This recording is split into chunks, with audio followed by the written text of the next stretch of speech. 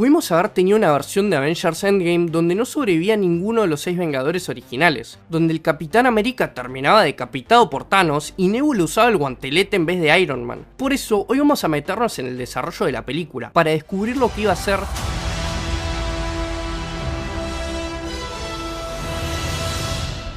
Como hablé en el video sobre Infinity War, esta película y Endgame eran el cierre de 22 películas anteriores. Todo lo que Marvel venía construyendo desde Iron Man desembocaba acá, y encima llegaba después del final de Infinity War con la mitad del universo convertida en polvo y todos los héroes derrotados. La expectativa era muchísima, y la presión sobre los rusos y sus guionistas, Marcus y McFeely, también.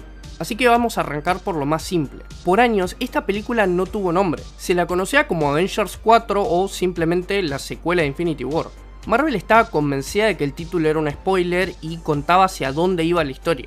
Recién en diciembre de 2018, a 4 meses del estreno, cuando salió el primer tráiler, mostraron que se llamaba Avengers Endgame. Lo gracioso es que se especuló muchísimo sobre el título porque algunos de los nombres que dieron vueltas por internet fueron Avengers Annihilation, Avengers Forever, Avengers Eternity, Avengers Disassembled, Avengers Assembled y sobre todo Avengers Infinity Gauntlet. Para muchos este último era el más probable porque Zoe Saldaña se refirió a la película como Gauntlet en una entrevista. James Gunn tuvo que salir a decir que seguramente se había equivocado y el CEO de Marvel Studios, Kevin Feige, salió a desmentirlo directamente. Pero se nos dio el nombre de la secuela en la película anterior, en Infinity War, cuando Doctor Strange ve los 14 millones de futuros posibles y le dice a Tony que están en el juego final. Entre el estreno de Infinity War y el de Endgame pasó un año entero, que fue un año de especulación realmente. Antes de meternos de lleno en los cambios de la película, quiero repasar un poquito los rumores y las teorías de Endgame. Empecemos por Ant-Man, que aprovechando que se puede volver chiquito, se le metía a Thanos por el culo y bueno, una vez adentro se agrandaba hasta su forma gigante. Los propios directores tuvieron que salir a responder y Anthony Russo la definió como la teoría más ridícula que había escuchado en su vida. Pero hubo una teoría grande que resultó cierta, que fue todo el tema de los viajes en el tiempo. La pista te la daban en Ant-Man and the Wasp cuando Janet le dice a Scott sobre los vórtices temporales del reino cuántico. Bueno, justo antes de que Scott se quede atrapado ahí por el blip o el chasquido, como le quieran decir. A eso se le sumaron dos cosas más. Un par de fotos filtradas del set que mostraban a los actores vestidos con la ropa de la primera película de Avengers, con Ant-Man metido en esa escena y unos relojes raros. Ya con eso la gente armó buena parte del robo temporal más de un año antes del estreno. La otra gran predicción era algo que nos veíamos venir, que era la muerte de Tony, y ahí sí le pegaron de lleno, porque el razonamiento era que el UCM había empezado con Iron Man en 2008, así que no había mejor persona para cerrar esta etapa del UCM que él. Otra teoría decía que Gamora no estaba muerta, sino atrapada en la gema del alma. La prueba era esa escena de Infinity War donde Thanos, después de chasquear, aparece en un mundo naranja frente a la versión chiquita de Gamora. El naranja es justamente el color de la gema del alma, y la teoría era que todos los desaparecidos por el chasquido no estaban muertos, sino que estaban atrapados dentro de la gema, o directamente en un universo paralelo. Increíblemente algo de razón tenían, pero bueno, ya lo voy a hablar más adelante. También muchos daban por hecho que iba a aparecer Adam Warlock, que bueno, finalmente no apareció y recién debutó en Guardianes de la Galaxia Volumen 3. Otra teoría decía que para conseguir la gema del alma, Tony iba a tener que viajar a 1991 y ordenar personalmente el asesinato de sus papás. Por suerte esto no pasó porque hubiera sido horrible. Y después teníamos un montón de teorías románticas que increíblemente le pegaron, porque mucha gente venía diciendo que Steve iba a tener por fin su baile con Peggy Carter, como cerrando esa visión que tiene en Age of Ultron. Y bueno, terminaron teniendo razón. Pero ya cubrimos casi todas las teorías de ese momento, así que vamos con los cambios de la película. El robo temporal, o sea, la base Endgame, es lo que más cambió a comparación de los primeros borradores, y cambiaron bastante cómo se resolvía todo. Rhodey, o sea War Machine, en algún momento del desarrollo era el vicepresidente de los Estados Unidos, que es un rol completamente distinto para el personaje. Por suerte se quedó descartado en los primeros borradores porque los escritores sentían que lo alejaban de la acción y que no tenía ningún peso en la trama. Otra cosa que cambió tiene que ver con la gema del alma, porque en la película los que van a buscarla son Clint y Natasha, y termina, bueno, con el sacrificio de Natasha, pero en una versión anterior el que iba a conseguir la gema del alma era Hulk, y esto cambiaba por completo cómo se resolvía una de las muertes más importantes de toda la película. así que al final decidieron que la escena más emocional le correspondía a la dupla de Black Widow y Ojo de Halcón y no a Hulk. Ya que estamos hablando del sacrificio de Natasha, vale la pena aclarar que era completamente distinto en el primer corte de la película y esto no se cambió hasta las refilmaciones. En la versión que vimos, Clint y Natasha llegan a Vormir y se enteran que para conseguir la gema del alma, uno de los dos se tiene que morir, y lo que sigue es ellos dos peleando para ver quién se sacrifica. Bueno, la primera versión que filmaron era completamente distinta y era una batalla enorme, porque en esa versión, mientras Clint y Natasha discutían sobre quién se iba a tirar, el ejército de Thanos aparecía y los atacaba en pleno Vormir. Los dos quedaban atrapados en medio del combate y Clint trataba de armar un plan como para contraatacar. En eso Natasha decidía ir en contra de ese plan para poder llegar al precipicio y conseguir la gema. La escena estaba filmada en cámara lenta, con Natasha recibiendo un montón de balazos mientras se arrastraba hacia el borde y Clint intentando alcanzarla mientras se peleaba con aliens. Y digo aliens porque no parecen los Chitauri en esta escena. Natasha, casi muerta, alcanzaba a pegarle un tiro a un alien que estaba por matar a Clint y veía a Thanos de fondo, así que ella decidía tirarse al vacío. Suena bastante bien cuando lo cuento así, ¿no? Bueno, el problema es que en pantalla no funcionaba y la ejecución quedó bastante pobre. Y todo ese despliegue de balas y explosiones como que terminaba tapando lo que importaba en esa escena, que eran dos amigos que se estaban peleando por decidir cuál de los dos se iba a morir. Así que en las regrabaciones la rehicieron desde cero y la transformaron en el momento íntimo que vimos en pantalla. Esa versión eliminada de la que acabo de hablar la pueden ver en Disney Plus. Bueno, ahora vamos a otra escena eliminada que se filmó y también podemos ver en los extras de la película, que es la charla entre Hulk y Ancestral en 2012. Específicamente la charla en la que ella le explica que llevarse la gema del tiempo crea una nueva realidad. En esta versión eliminada, Ancestral le cuenta que ella ya usó la gema del tiempo para ver más allá de su propia muerte, y le revela que el chasquido de Thanos en realidad no mató a nadie, que las víctimas nunca murieron del todo, sino que quedaron en otro plano existencial. La sacaron porque según ellos le sacaba peso a las muertes de Infinity War. Como justo hablamos de la muerte de una Vengadora original, vale la pena comentar que la idea original de Kevin Feige era matar a los 6 Vengadores originales. O sea, Iron Man, Capitán América, Thor, Hulk, Black Widow y Hawkeye.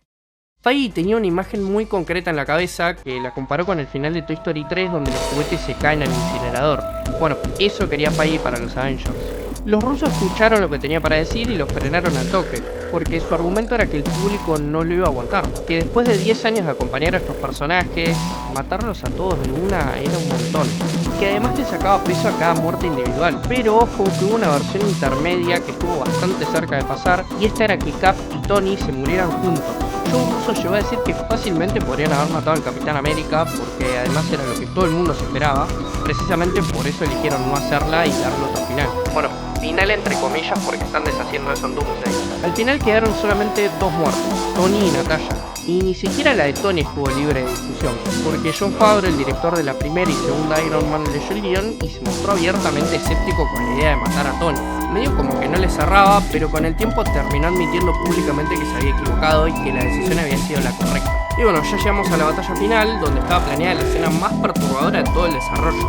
Ya a esta altura sabemos que el Thanos contra el que pelean al final de Endgame no es el mismo Thanos que chasquea en Infinity War, porque ese ya estaba muerto, lo mismo matado al principio de la película. El que aparecía en la batalla final era una versión de Thanos del 2014 que se entera el plan a través de Nebula y viaja al presente con su flota como para enfrentarse a los Avengers. Es un Thanos mucho más joven que todavía no había conseguido ninguna gema y que ni siquiera conoce a los Avengers.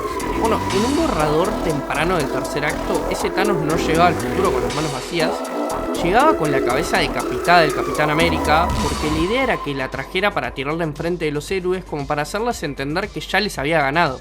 Esto fue idea de Marcus y McFeely y quedó descartada bastante rápido. Y se entiende la verdad, porque por más que Marvel se hubiera animado a matar a la mitad del universo en la película anterior, esto ya era un montón y era innecesariamente turbio. Si le preguntas a cualquier fan cuál fue el mejor momento de todo el UCM, muchos te van a decir que la escena de los Vengadores reuniéndose al final de Endgame. Bueno, ese momento casi fue completamente distinto, porque los hermanos Russo contaron que hubo bastante debate interno sobre qué hacer con esa escena, y que tuvieron que pelear para que la escena se quedara así como la conocemos. Antes de eso, en la misma pelea, había una escena entera que se filmó y quedó afuera que se llama En las trincheras. La idea original era que en pleno combate todos los héroes se reagruparan en un mismo lugar como para armar un plan. Una versión de esa escena transcurría dentro de la dimensión espejo mientras las naves de Thanos les disparaban. Ahí había un par de reencuentros, Iron Man y Spider-Man se volvían a ver, y Tony hasta tenía medio un encontronazo encontronazo con Doctor Strange. También en esa parte estaba posicionado el chiste de Ant-Man y la avispa sobre el Capitán América. ¿Por qué lo cortaron? Por una cuestión de ritmo.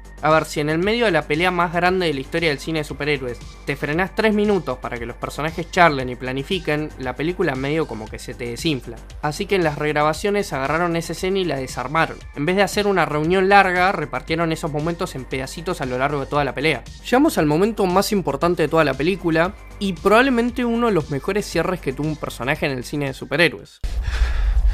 Yo soy Iron Man. Esta frase no estaba en el guión porque originalmente Tony no decía nada, chasqueaba en silencio y listo. De hecho, todavía podemos ver parte de la escena eliminada en Disney Plus. Cuando estaban editando la película, viendo la escena terminada, entre comillas, los rusos se dieron cuenta de que algo no les cerraba. Joe Russo decía que Iron Man no podía irse sin decir nada, así que probaron, según ellos, 1.000.000 de diálogos distintos. Robert Downey Jr. hasta pidió improvisar y filmaron un montón de tomas con frases diferentes. La solución la terminó tirando Jeff Ford, que es el editor de la película, y dijo que Tony terminara exactamente con la misma frase de la primera Iron Man. Encima, lo gracioso es que esta fue la última escena que se filmó en toda la película, o sea, el momento final de la saga también fue literalmente el último que se hizo. Y como para cerrar con las casualidades, esta escena se filmó en los Raleigh Studios de Hollywood, a la vuelta de donde Robert Downey Jr. había hecho su primera prueba de cámara para Iron Man 12 años antes. Pero faltaba un pequeño detalle, que era convencer a Robert Downey Jr. de filmar la escena. Porque un par de semanas antes de las regrabaciones, Joe Russo cenó con él y se encontró con que el actor no tenía ganas de volver a filmar la muerte de Tony. Le decía que no quería volver a meterse en ese estado emocional y que era muy difícil. Por suerte, en esa misma escena estaba el productor Joel Silver, que era amigo de toda la vida de Downey. Se metió en la conversación y le dijo que era el mejor diálogo que había escuchado en su vida y que lo tenía que hacer. Esto lo terminó convenciendo. La escena después de su muerte también era distinta, porque en esta versión, después del chasquido, se acercaban todos los héroes. La cámara los mostraba todos haciendo silencio y arrodillándose uno por uno enfrente del cuerpo de Tony. La terminaron cortando porque preferían algo más íntimo con Rhodey, Peter y Pepper. En otra escena eliminada, justo después de que Tony chasquea y se está muriendo, había una escena donde se encontraba con su hija Morgan, pero convertida en una mujer adulta en la dimensión del alma. La cortaron porque frenaba el impacto del momento y porque el equipo sintió que la muerte de Tony pegaba mucho más sin nada en el medio. Y bueno, ya que estamos con las regrabaciones, hay otra frase famosa que también se agregó y no estaba en el guión original. Sí, es el trasero de América. La metieron en las regrabaciones como para cerrar el chiste que había hecho Ant-Man un rato antes. El cierre del Capitán América es, a ver, hasta el día de hoy la parte más controversial de toda la película. A mí me parece malísimo este final, pero ya voy a entrar en detalle más tarde. Steve viaja al pasado para devolver las gemas y no vuelve por el portal. Cuando lo buscan lo encuentran convertido en viejo. Se quedó a vivir la vida que nunca había podido tener con Peggy Carter y ahora vuelve únicamente para entregarle el escudo a Sam. Pero acá viene lo raro y es que ni siquiera los que hicieron la película se ponen de acuerdo sobre cómo funciona este final. Porque según las reglas del viaje en el tiempo que ellos mismos establecieron, si Steve se queda en el pasado tendrá que estar creando una línea temporal alternativa, o sea, estar viviendo en una realidad paralela. Pero los guionistas Marcus y McFeely sostienen que Steve vivió toda su vida dentro de la misma línea temporal de siempre, nada más que escondido sin intervenir en ningún evento. En mi opinión, no me gusta este momento por el simple hecho de que lo van a deshacer en Doomsday, y siento que Sam se merecía un poco más de tiempo como Capitán América, porque solo tuvo medio capítulo de su serie y una película mediocre. O sea, ni siquiera lo vimos rearmar los Avengers. Y esta decisión de traer de vuelta a Chris Evans se siente como que están reculando en la decisión de que Anthony Mackie sea Capitán América. Pero bueno, cosas que pasan. Como ya es tradición, vamos a repasar un poco los artes conceptuales de la película. Gracias al libro The Art of Avengers Endgame, tenemos un vistazo más claro a todos los cambios que casi llegan a la película. Arranquemos por el más grande de todos y es algo que sacaron directamente de los cómics. En un borrador del guión, la Nebula del 2014 interceptaba el guantelete que había fabricado Tony y se lo ponía a ella, como para demostrarle a su papá de una vez por todas que era una guerrera capaz y era alguien valiosa. Pero descubría que no era lo suficientemente poderosa como para soportar las gemas y moría quemada con Rocket escondido mirándola atrás de una piedra. Es un guiño directo al cómic Infinity Gauntlet de 1991, donde Nebula efectivamente le roba el guantelete a Thanos. Ya todos nos acordamos que en Infinity War Thanos humilla a Hulk en los primeros 5 minutos de película. Bueno, resulta que hay arte conceptual oficial que muestra a Hulk contra Thanos en plena batalla de la Tierra. ¿Por qué la cortaron? Y bueno, si Hulk peleaba contra Thanos tenía que volver a perder porque el que tenía que derrotarlo y sacrificarse era Iron Man. El arranque original que conocemos es Clint perdiendo a su familia en el chasquido, pero originalmente la película abría con Hulk en plena acción, salvando gente de un edificio que se estaba incendiando, saltando desde una antena satelital para atajarlos en el aire. La idea era mostrar que con todos los demás Avengers desaparecidos o deprimidos por la derrota, Hulk había quedado como uno de los únicos héroes activos del planeta. También hubo varias facciones que consideraron para sumarse a la pelea final, de hecho se dibujaron gigantes de hielo de Jotunheim de la primera película de Thor, pero con un diseño evolucionado como con armaduras de cristal cubriéndoles el cuerpo. También hay arte conceptual de hormigas gigantes, hay un plano con todas la Iron familia, las Iron personas, no sé cómo decirles la verdad. Bueno, hay un plano de todas las Iron personas juntas. Y después tenemos otro con Nakia, el personaje de Black Panther, que finalmente ni siquiera apareció en la película. Después tenemos un encuentro entre el Capitán América y Star-Lord que nunca vimos. Después tenemos una imagen muy graciosa que muestra a Ant-Man en su forma gigante sosteniendo a Hulk, que a su vez sostiene a Spider-Man. Uno de los cambios más grandes también fue todo el aspecto visual del salto temporal, porque el arte descartado muestra efectos mucho más abstractos, mucho más cercanos a los efectos que vimos en Doctor Strange, con los personajes descomponiéndose molécula por molécula antes de saltar.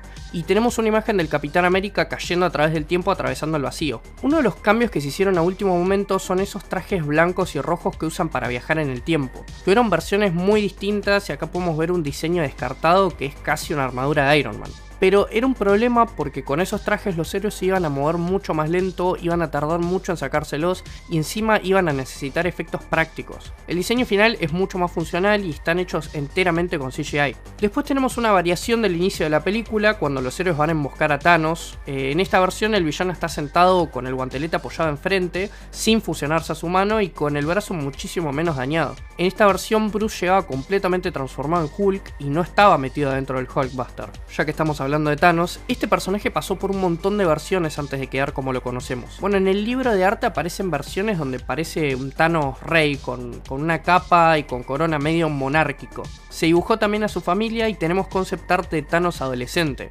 Parte de las ideas descartadas mostraban al villano en distintas edades de su vida. Ya viste el quilombo de teorías que había afuera, ahora veamos cómo era la cosa puertas adentro. Porque el nivel de secretismo que manejó Marvel con esta película fue aún más que el de Infinity War. Empecemos por lo más básico. Como expliqué en el video anterior, casi ningún actor sabía qué película estaba filmando. Los actores no recibían el guión completo, sino solamente sus propias escenas, sin ningún tipo de contexto, sin saber cómo encajaban en la historia ni nada. En muchos casos se repartían guiones falsos y hubo actores que ensayaron escenas que nunca se filmaron. El caso más famoso de todos, creo yo que por buenos motivos, es el de Tom Holland, que se había ganado fama de spoilear todo hasta el punto de que Marvel directamente le dejó de dar información. Para filmar el funeral de Tony Stark, a varios de los actores les habían hecho creer que estaban grabando un casamiento, como para que nadie sepa que el personaje se moría. Para evitar especulación y con la misma lógica que ya habían usado antes, Marvel volvió a meter tomas falsas en los trailers. Estaban armados con un material modificado y escenas que no aparecían en el corte final como para confundir a los fans. Increíblemente, lo más grande de la película llegó casi intacto a las salas y en gran parte fue la razón por la que Endgame se sintió como se sintió. Avengers Endgame se estrenó en abril de 2019 y rompió absolutamente todos los récords que había para romper. Se llevó más de 2.700 millones de dólares en todo el mundo, destronó a Avatar y se convirtió por un tiempo en la película más taquillera de la historia del cine. Su fin de semana de estreno fue el más grande jamás registrado, y lo más impresionante es que cumplió con cerrar 22 películas, 11 años de historia y los arcos de un montón de personajes que la gente venía siguiendo desde 2008. Si bien a mí me parece bastante floja la película, a nivel técnico es un logro increíble, y en mi opinión va a ser recordada como el pick de Marvel para mucha gente. Las preguntas que te dejo son estas: ¿con cuál de todos estos cambios la película hubiera sido mejor? ¿Para vos ya tenemos la película perfecta? ¿Y cuál es tu película de Avengers favorita? Dígame en los comentarios.